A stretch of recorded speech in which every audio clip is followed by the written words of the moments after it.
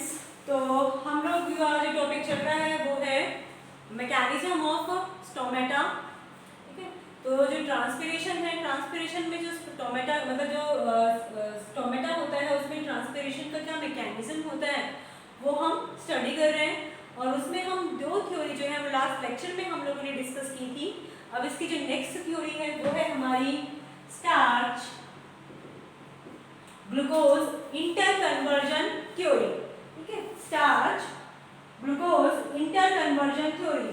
तो ये जो थ्योरी थी ये एन टोंग ने 1948 में दी थी और इन्होंने बोला था, मतलब इनके द्वारा कहा गया कि जो गार्ड सेल्स होती हैं उसके अंदर फॉस्फोरिलेज एंजाइम पाई जाती है और गार्ड सेल्स के अंदर जो गार्ड सेल्स में ऑस्मोटिक प्रेशर जब इंक्रीज होता है तो ऑस्मोटिक प्रेशर इंक्रीज होने से स्टोमेटा खुलने के लिए ग्लूकोज 1 फॉस्फेट का ग्लूकोज एवं फॉस्फेट में टूटना आवश्यक होता है, जो कि फॉस्फोरिलेज एंजाइम की प्रेजेंस में हो रहा है। और यह जो रिएक्शन है ये फॉस्फेटेज एंजाइम द्वारा संपन्न होती है। फॉस्फेटेज एंजाइम के द्वारा ये एंजाइम जो है ये संपन्न होगी जब ग्लूकोज 1 फॉस्फेट यानी कि यहाँ पे हमारा जो है ये ग्लूकोज में कन्वर्ट हो जाएगा। ठीक है, लास्ट में हमारा ग्लूकोज में कन्वर्ट हो जाएगा। तो स्टीवर्ट हाइपोथेसिस ये 1964 में फैराडे की परिकल्पना में रूपांतरित किया गया इसको। और स्टीवर्ट की परिकल्पना के अनुसार किसने, स्टीवर्ट की जो परिकल्पना है उनके अनुसार अब हमारी जैसे डे और नाइट दो हमारी कंडीशंस हैं। पहली कंडीशन है हमारी लाइट यानी कि प्रकाश। तो फोटोसिंथेसिस में रेस्पिरेशन के द्वारा जो मुक्त CO2 है वो यूटिलाइज होती है। ठीक है, और वो जो CO2 है जब यूटिलाइज हो रही है तो उसे उस समय जो सेल सेप होता है उसमें H+ आयन की कमी होने लगती है। H+ आयन्स कम होते हैं तो क्या होगा, pH ऑटोमेटिकली इंक्रीज होगी। pH इसकी 7 हो जाती है। ठीक है, pH 7 होती है, ये सारा डे में हो रहा है जब H+ आयन्स की कमी हो रही है, CO2 का कंजप्शन हो रहा है। CO2 कहाँ से आई, रेस्पिरेशन से आई। रेस्पिरेशन से जो CO2 आ रही है फोटोसिंथेसिस में यूटिलाइज हो रही है, तो वहाँ पे सेल सेप जो सेल इसको यूटिलाइज करता है, pH H+ आयन्स कम होते जाते हैं, pH हमारी 7 इंक्रीज हो रही है। उस कंडीशन में स्टार्च फॉस्फोरिलेज एंजाइम की प्रेजेंस में ग्लूकोज 1 फॉस्फेट के अंदर कन्वर्ट हो जाता है। किसमें, ग्लूकोज 1 फॉस्फेट के अंदर रूपांतरित हो जाता है और ग्लूकोज 1 फॉस्फेट फॉस्फोग्लूकोम्यूटेज एंजाइम द्वारा ग्लूकोज 6 फॉस्फेट में कन्वर्ट हो जाता है। किसमें होगा, तो ये हमारा पहले क्या है इसमें पॉइंट आया यहाँ पे, ये ग्लूकोज 6 फॉस्फेट और बाद में ये ग्लूकोज में कन्वर्ट हो जाएगा।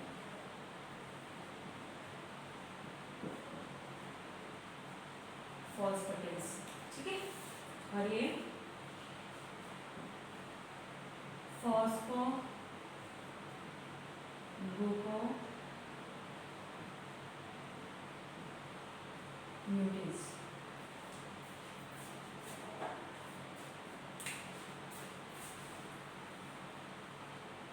देखिए एंजाइम को मैं यहाँ रेड से कर रही हूँ डिनोट।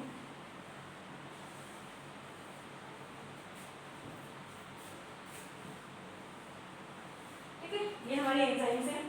तो ये हमारा लाइट में यानी कि प्रकाश की उपस्थिति में यानी कि डे में हो रहा है। तो यहाँ पे हमारा ग्लूकोज 1 फॉस्फेट जो है किसमें कन्वर्ट होगा, ग्लूकोज 6 फॉस्फेट में। कौन सी एंजाइम की प्रेजेंस में, फॉस्फोग्लूकोम्यूटेज।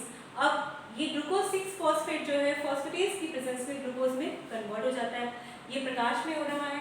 ठीक है, तो ग्लूकोज का सिंथेसिस होता है। अब जब हम बात करते हैं कि हमारी लाइट के अंदर ये सारी की सारी, और इस कंडीशन में जब ग्लूकोज का निर्माण होता है तो क्या कि जो ऑस्मोटिक प्रेशर है वो इंक्रीज हो जाता है और हमारे रंध्र जो है यानी कि जो सेल्स हैं गार्ड सेल्स वो स्फीति यानी कि टर्जिड हो जाते हैं। उनके टर्जिड होने से जो गार्ड सेल्स हैं यानी कि स्टोमेटा है वो ओपन हो जाते हैं। नेक्स्ट है हमारा इसके अंदर डार्क, यानी कि जब अंधकार होता है, प्रकाश नहीं होता, सनलाइट नहीं होती है, सनलाइट के एब्सेंस में क्या होता है कि ग्लूकोज जब यहाँ पे उपस्थित है, ग्लूकोज कहाँ बना था, फोटोसिंथेसिस में। हेक्सोकाइनेज की उपस्थिति में, किसकी, हेक्सोकाइनेज की, काइनेज यहाँ पे क्या करें, फॉस्फोरिलेशन कर रही है, ठीक है। तो हेक्सोकाइनेज की उपस्थिति के अंदर और साथ में CO2 की मात्रा यहाँ पे हो जाता है क्या, रात में बढ़नी शुरू हो जाती है और pH कम होने लगती है। pH कितनी कम होती है, यहाँ pH 7 है, वहाँ pH हमारी 5 हो जाती है। कितनी हो जाएगी यहाँ पे, pH हमारी 5 हो जाती है। तो ये कहाँ, रात में, क्योंकि CO2 की कंसंट्रेशन बढ़ रही है, ठीक है, और जिससे द्वार कोशिकाओं की जो pH है वो चेंज होने लगती है, कम होने लगती है, उसमें बढ़ती है pH, यहाँ पे कम होती है।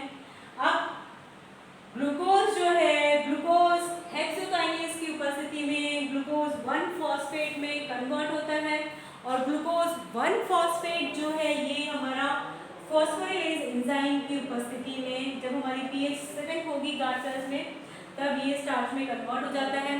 सेल्स तो जो फ्लैसिड है वो हो जाते हैं और सेल्स के फ्लैसिड होने से क्या होगा, जो स्टोमेटा है वो धीरे धीरे अपने आप ही बंद हो जाते हैं। तो ये हमारी दो कंडीशंस हो गई। अब स्टीवर्ट सायरे ने इसके इस क्रिया के अंदर ही एक चरण और जोड़ दिया।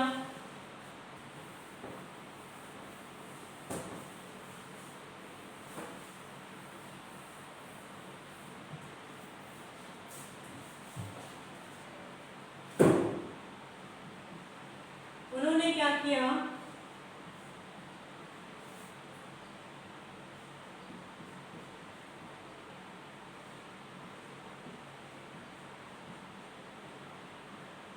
इसके अंदर ये पूरी जो रिएक्शन है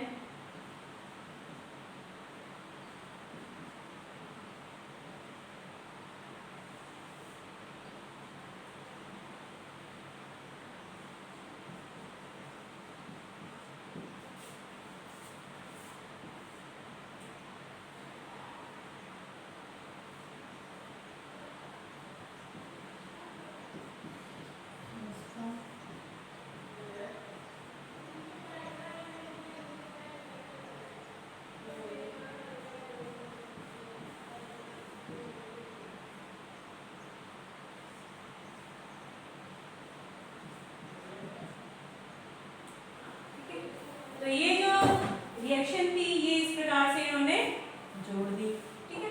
तो ये जो रिएक्शन है स्टीवर्ट सायरे ने इसमें इस तरीके से दिखाया। अब यहाँ पे सेम जैसे हमने टेबल बनाई थी वैसे ही इसके अंदर प्रकाश के अंदर लाइट में सबसे पहले मेसोफिल सेल्स के अंदर फोटोसिंथेसिस जब होती है, CO2 की कमी होने लगती है, pH की कमी होने लगती है, बढ़ने लगती है और pH बढ़ने लगती है। तो pH बढ़ेगी तो क्या होगा, स्टार्च जो है ग्लूकोज में चेंज होना शुरू हो जाएगा, ग्लूकोज बना, ऑस्मोटिक प्रेशर इंक्रीज हुआ, एंडोस्मोसिस हुआ, सेल्स टर्मिनेट हुए और स्टोमेटा ऑटोमेटिकली अपने आप ही ओपन हो जाता है। इसी तरीके से अब इसके जो विपरीत है वो बिल्कुल डार्क में होगा। डार्क में क्या होगा कि द्वार कोशिकाएं यानी कि श्वसन जब हो रहा है तो उस समय CO2 की कंसंट्रेशन ज़्यादा बढ़ने लगती है और pH कम होने लगती है, pH में कमी आने लगती है, बड़ी उसमें। अब जब pH बढ़ने लगती है तो pH बढ़ने के साथ साथ में क्या होगा, ग्लूकोज स्टार्च के अंदर परिवर्तन चेंज होना शुरू हो जाता है और द्वार कोशिकाएं जो है इसके अंदर इनमें ऑस्मोटिक प्रेशर कम होने लगता है, एक्सोऑस्मोसिस होना शुरू हो जाता है, द्वार कोशिकाएं इसके अंदर फ्लैसिड हो जाती हैं और स्टोमेटा अपने आप ही बंद हो जाते हैं।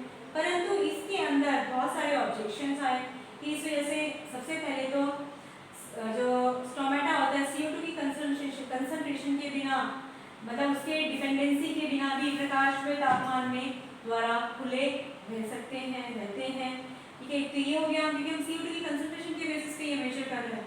दूसरा, जो मोनोकोट प्लांट्स होते हैं उनके अंदर स्टार्च नहीं बनता है। फिर जो लाइट की प्रेजेंस में जो हमारे गार्ड सेल्स होते हैं उनके अंदर स्टार्च खत्म हो जाता है और शुगर या फिर ग्लूकोज के स्थान पर यहाँ पे मैलिक एसिड बचता है कुछ प्लांट्स के अंदर, ठीक है। तो ये इसके और CO2 की प्रेजेंस के अंदर जो गार्ड सेल्स होती है उनमें pH में इतना अधिक मतलब इतना डिफरेंस नहीं आता है कि जो स्टार्च और शुगर में कन्वर्जन हो सके। तो ये इसके ऑब्जेक्शंस थे। अब यहाँ पे ऑब्जेक्शंस में यानी कि ये जो ऑब्जेक्शन है कि इसके अंदर यानी कि मैलिक एसिड का फॉर्मेशन होता है, दूसरा CO2 इतनी ज़्यादा मात्रा में नहीं बनती है कि यहाँ पे स्टार्च को ग्लूकोज पे कन्वर्ट कर सके। दूसरा यहाँ पे जो स्टार्च है वो मोनोकोट प्लांट्स में नहीं बनता है। तो ये हो गई हमारी इसमें थर्ड थ्योरी। फोर्थ थ्योरी है इसमें ग्लाइकोलेट उपापचयन सिद्धांत।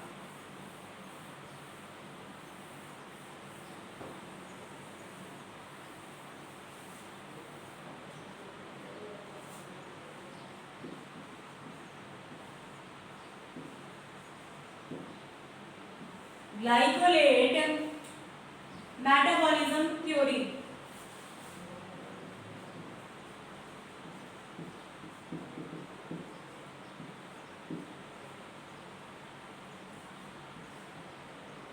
ग्लाइकोलेज मेटाबॉलिज्म थ्योरी, ठीक है। तो सबसे पहले होता क्या है कि ग्लाइकोलेट आपका बनता कहाँ पे है, ये दिया था जेरिच ने 1963 के अंदर।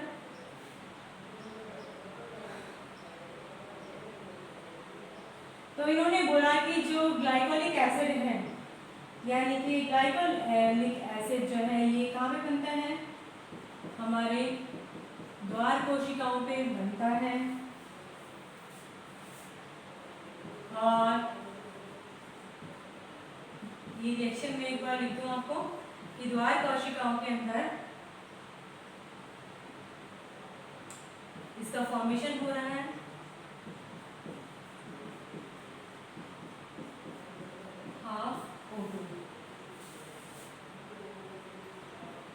ग्लाइऑक्सिलेट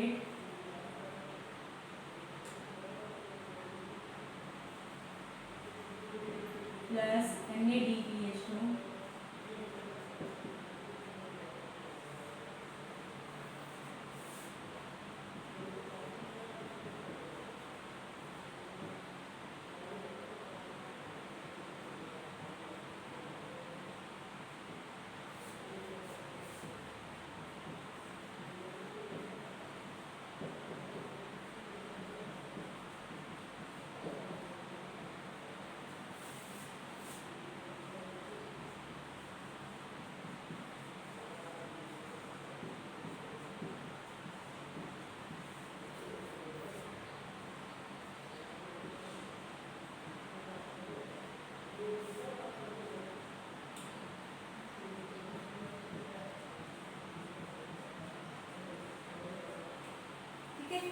तो ये क्या है, इन्होंने कहा कि जो गार्ड सेल्स होते हैं उनके अंदर ग्लाइकोलिक एसिड बनता है और ये इंपॉर्टेंट रोल प्ले करता है स्टोमेटा के ओपन होने में और क्लोजिंग में।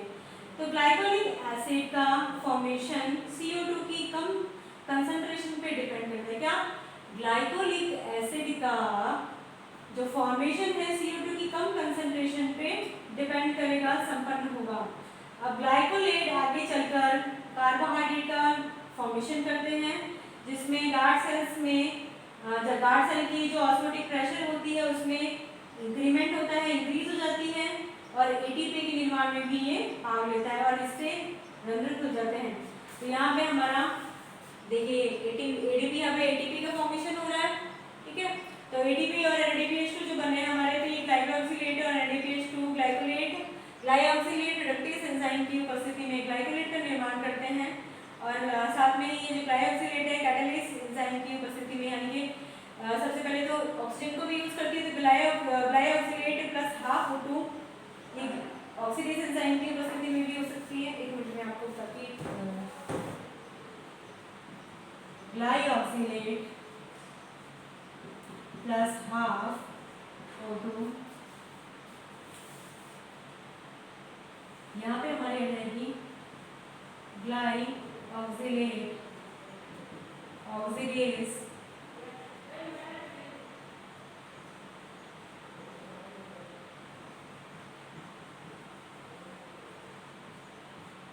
प्लस H2 और O2। तो ये हमारे यहाँ पे ग्लाइऑक्सिलेट NADPH2 की उपस्थिति में, और एंजाइम हमारे यहाँ पे ग्लाइऑक्सिलेट रिडक्टेज है, तो ग्लाइकोलेट का फॉर्मेशन करता है। तो ग्लाइऑक्सिलेट जो है ऑक्सीजन को यूज करके ग्लाइकोलेट ऑक्सीडेज की प्रेजेंस में यहाँ पे ग्लाइऑक्सिलेट H2O2 प्लस H2O2 बनाता है, और ग्लाइऑक्सिलेट प्लस H2O2 कैटालिस्ट की उपस्थिति में ये H2O और हाफ O2 के अंदर टूट जाता है। तो ये पूरी की पूरी जो रिएक्शन है ग्लाइकोलेट से ग्लाइऑक्सिलेट शटल द्वारा एटीपी निर्माण इसके अंदर होता है, यानी कि ये ग्लाइकोलाइसोम के अंदर और माइटोकॉन्ड्रिया में दो में संपन्न होगी है। शटल बोलते हैं कि दो चीजों में संपन्न होना। तो ये ग्लाइऑक्सिलेट साइकिल और हमारी जो ये दोनों साइकिल हैं ये इसमें दो में संपन्न होगी। और जलिश ने बोला कि इसके अनुसार ही जो गार्ड सेल्स होते हैं उनके जल सक्रिय अवशोषण के लिए काम आते हैं, यानी कि जो वाटर है जब ग्लाइकोलेट का फॉर्मेशन होता है, एटीपी का फॉर्मेशन हो रहा है, तो यहाँ पे एब्जॉर्प्शन शुरू हो जाता है और CO2 की कम सांद्रता पर रंध्र खुलने व बंद होने की प्रक्रिया को समझाया जा सकता है।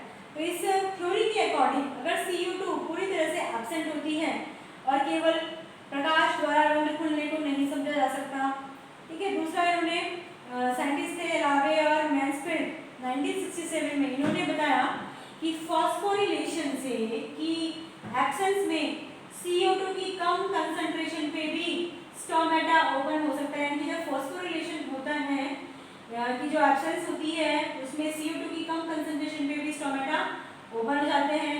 अतः फॉस्फोरिलेशन से जो एटीपी बनता है वो भी एटीपी, यानी कि रंध्र खुलने के लिए एटीपी भी जरूरत नहीं होते हैं, ये इसके ऑब्जेक्शन आ गए। फिर एटीपी का रंध्र के खुलने और बंद होने में सहायक होना मतलब एक काल्पनिक है, इमेजिनेटरी है, और यह सिद्धांत अंधकार में CO2 के निष्कासन पर रंध्रों के खुलने को स्पष्ट नहीं करता है। तो ये इसके ऑब्जेक्शंस थे, ठीक है, कि CO2 की कंसंट्रेशन है कि उस पर डिपेंड नहीं करता कि रंध्र खुलेंगे या फिर बंद होंगे। तो ये हमारी हो गई ग्लाइऑक्सिलेट साइकिल, ग्लाइकोलेट का जो वापचय का सिद्धांत था। पांचवी जो थ्योरी है इसके अंदर वो है potassium theory.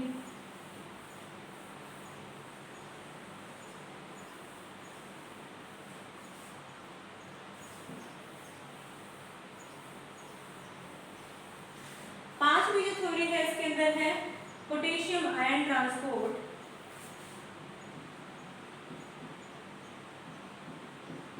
Potassium ion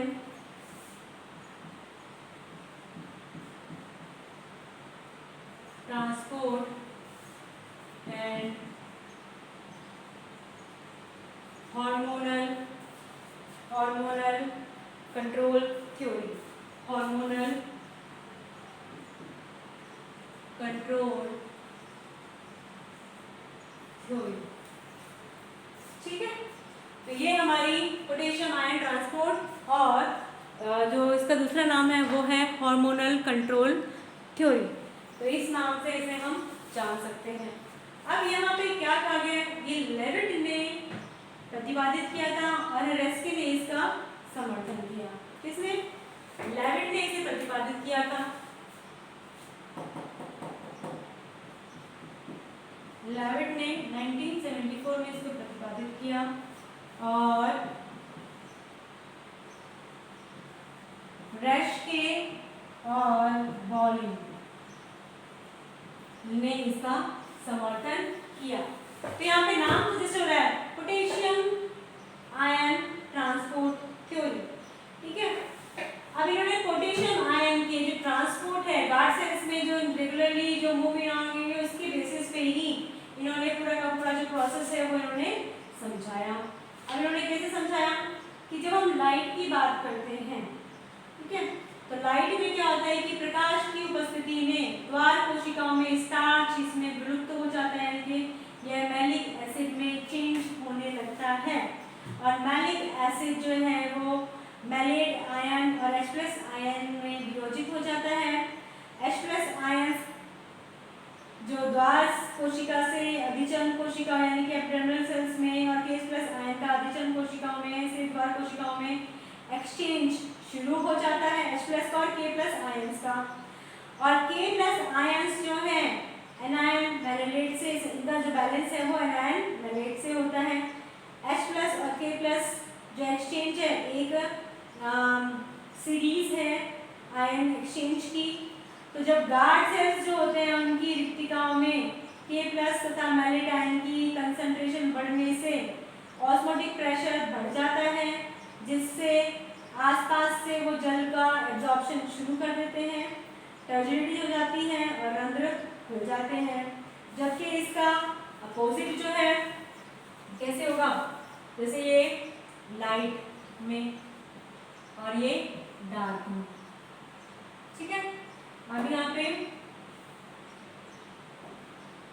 guard cells, तो maleic acid synthesis, acid synthesis, यहाँ पे क्या हुआ, मैलिक एसिड का और मैलेट और साथ में एंड H प्लस आयन में, ठीक है, इसका वियोजन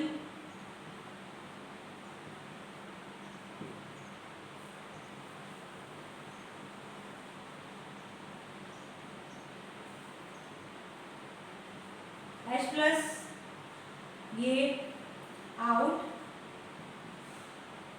and K plus in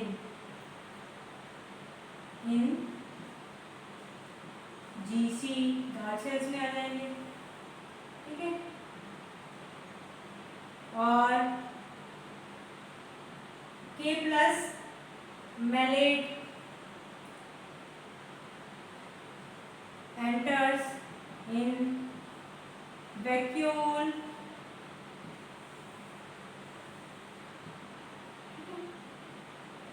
vacuole में आना शुरू हो जाएंगे ये। और इसके बाद में क्या होगा, इसके बाद OP इंक्रीज, एंडो ऑस्मोसिस,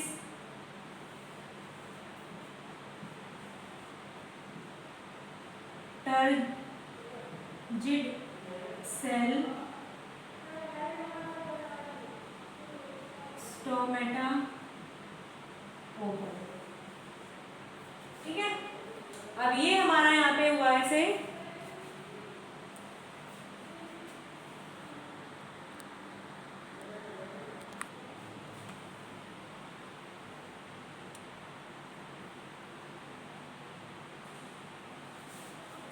ठीक है। तो लाइट में क्या होगा कि सबसे पहले जो मैलिक एसिड सिंथेसिस है गार्ड सेल्स के अंदर स्टार्ट होगा, उसका फॉर्मेशन स्टार्ट होता है। मैलिक एसिड का गार्ड सेल्स में सिंथेसिस स्टार्ट होगा। मैलिक एसिड सिंथेसिस जो है और malic acid malate plus H plus ion में वियोजन शुरू हो जाता है। H प्लस आयन जो है वो बाहर की तरफ जाने लगते हैं और K प्लस आयन यानी कि एपिडर्मल सेल में और जो हमारे ये सेल्स होते हैं गार्ड सेल्स होते हैं उनमें एक्सचेंज होता है इनका H प्लस का और K प्लस आयंस का। तो हमारे H प्लस आयंस बाहर की तरफ जाने लगते हैं, K प्लस आयंस जो पोटेशियम आयंस जो है वो इनसाइड आने लगते हैं गार्ड सेल्स में। अब जो पोटेशियम आयन है वो मैलेट, पोटेशियम मैलेट जो है वो वैक्यूल्स के गार्ड सेल्स के वैक्यूल्स जो होते हैं उनके अंदर एंटर होना शुरू हो जाता है। ऑस्मोटिक प्रेशर इंक्रीज होगा, एंडोऑस्मोसिस होगी, सेल्स जो है वो टर्जिड हो जाएंगे, फूल जाएंगे और स्टोमेटा इसका ओपन हो जाता है, ठीक है। अब यहाँ पे अब जैसे अब डार्क में होता क्या है, डार्क में क्या होता है कि यहाँ पे दिन में तो क्या बना था, मैलिक एसिड बना था। डार्क में यहाँ क्या बनेगा, ABA, क्या बनेगा, एब्सिसिक एसिड का abscisic acid in GC, K plus entry stop,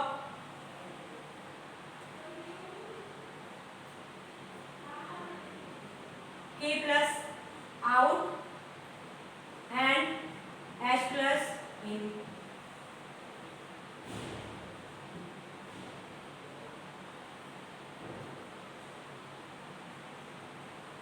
malic acid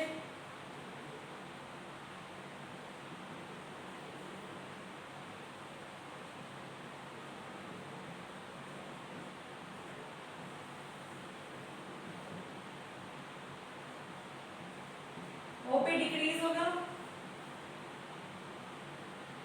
फिर यहाँ पे एक्सो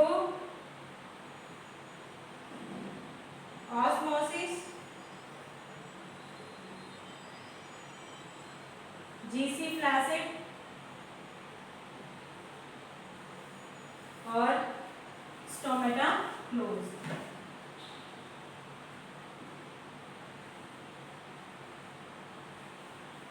देखिए ये सब बिल्कुल अपोजिट हो रहा है, ठीक है। अपोजिट कैसे हो रहा है?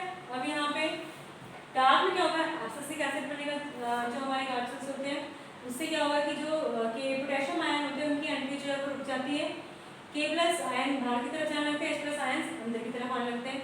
Malic acid formation guard cells के अंदर स्टार्ट हो जाती है, उसकी फॉर्मेशन, जिससे कि जो गार्ड सेल्स होती है उनकी ऑस्मोटिक प्रेशर धीरे धीरे कम हो जाएगी, क्योंकि एच प्लस आयन जो है इंक्रीज हो रहे हैं।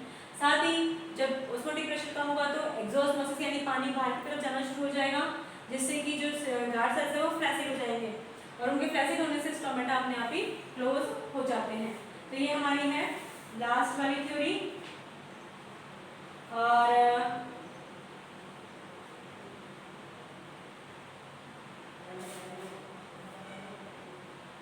ये लास्ट थ्योरी है इसके अंदर। इसके बाद हम नेक्स्ट क्लास जो है उसमें पढ़ेंगे हम डेली प्यूबिसिटी इन स्टोमेटल मूव।